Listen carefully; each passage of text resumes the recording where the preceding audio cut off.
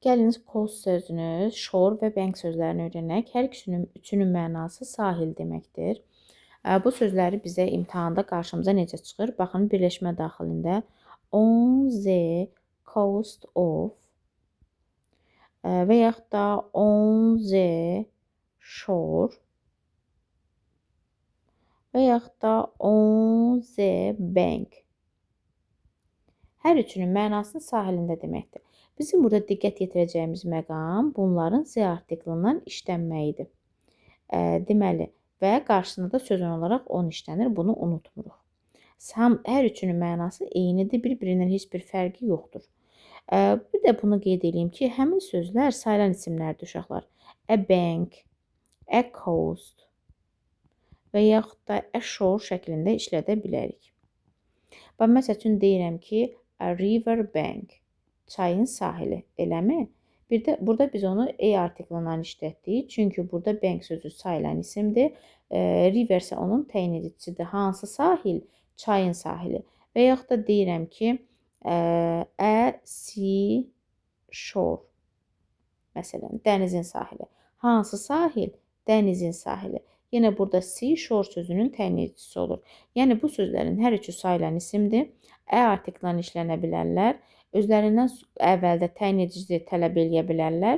Amma onlu birləşmə daxilində on z şəklində istifadə olunur.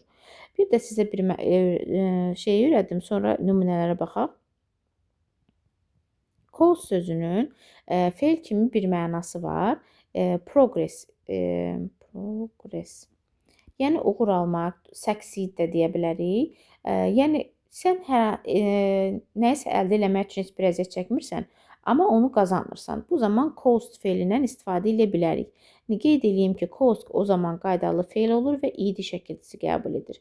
Gəlin nümunələrə baxaq birinci. Rimini is a resort on the coast shore bank of Italy. Rimini deyir, İtaliyanın sahilində olan bir kurortdur. Resort kurort yeri, istirahət düşərgəsi belə deməkdir. Deməli, baxın birləşməyə. Coast sözünün qabağında nə oldu? On the coast və yaxud da on the shore, on the bank. Baxırıq bu cümləyə. We lived on the coast of Florida. Biz Floridanın sahilində yaşadıq. Yenə baxın, Z artiklından işləndi. I walked on the shore of Caspian Sea. Mən Xəzər dənizinin sahilində yeridim. Yenə on the shore of. We spent a week on the bank of the river. Bir çayın sahilində bir həftə keçirdik. Baxın, deməli on the bank şəklində istifadə eləyirik. Bunu əzbərlədik artıq.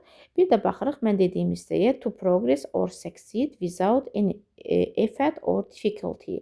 Yəni, hər hansı bir çətinlik və yaxud da cəhd eləmədən uğur qazanmaq deməkdir. Bir də bunu burada qeyd edeyim.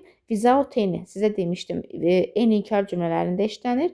Without da siz, özü inkar mənə ifadə etdiyi üçün without any işlədirik. Without some ola bilməz. Bunu da burada demiş oldum. Deməli, while I struggled, my sister coasted through school with top grades. Deyir, mənə əziyyət çəkərkən, mənim bacım deyir, məktəbdə top gradelərdə oldu. Yəni, ən yüksək dərəcələri aldı. Baxın, burada coasted id ilə işlədib keçmiş zamanda.